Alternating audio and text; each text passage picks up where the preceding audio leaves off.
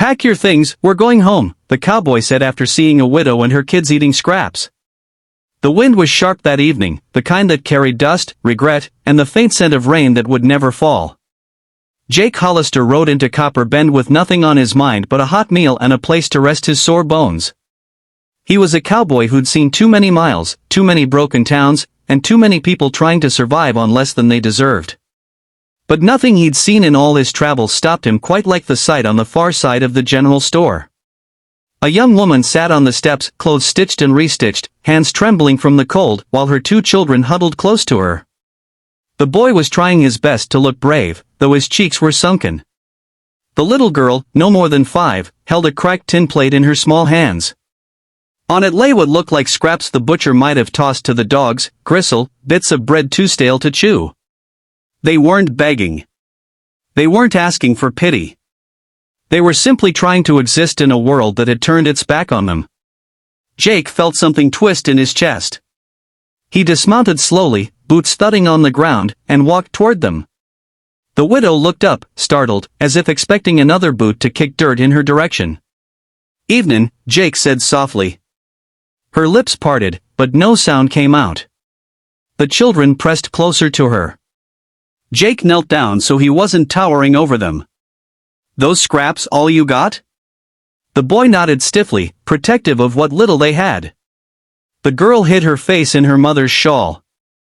Jake had seen desperation before, but this wasn't just hunger. This was a family clinging to the last thread of hope. "Where's your husband?" Jake asked gently. The widow swallowed hard. "Passed last spring. Fever took him fast." She brushed the girl's hair tenderly. "Been trying to make do. But things are getting harder." Jake lowered his gaze. He knew the story all too well. Life on the frontier didn't care who it broke. "What's your name?" he asked. "Ella," she replied. "This here's Sam and little Rosie." Jake stood slowly. Something inside him, something he thought long buried, rose to the surface. He'd once had a family of his own. A wife with eyes like sunrise. A daughter who used to run to him whenever he came home from cattle drives. Then a winter storm had taken them both in one night, leaving nothing but memories to haunt him. Looking at Ella and her children felt like looking at ghosts of the life he lost and a chance to do something that mattered. Without another word, he turned and strode inside the general store. Ella watched, confused, as Jake began piling supplies on the counter.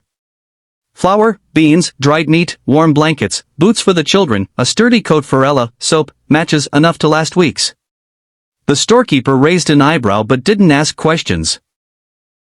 Jake was a known drifter, a quiet man with a reputation for keeping to himself. When Jake carried the heavy sacks outside, the widow rose to her feet, eyes wide. "Mister, why are you doing this?" Jake set the supplies at her feet, then knelt so he could look her in the eye. "Because nobody should be fighting this hard to stay alive," he said softly. "And nobody should be eating scraps." Ella shook her head, overwhelmed. "We can't repay you." "We don't." Jake raised his hand. "I'm not a skin for anything." The children stared at the blankets, food, and boots as if they were treasures from some far-off kingdom. Jake took a breath. His voice came out rough, but full of something steady, something fierce. "Pack your things," he said. "We're going home." Ella blinked. "Home?" "I got a ranch out west," Jake said. "Plenty of room. It's quiet, peaceful. Needs life in it again. Been empty too long."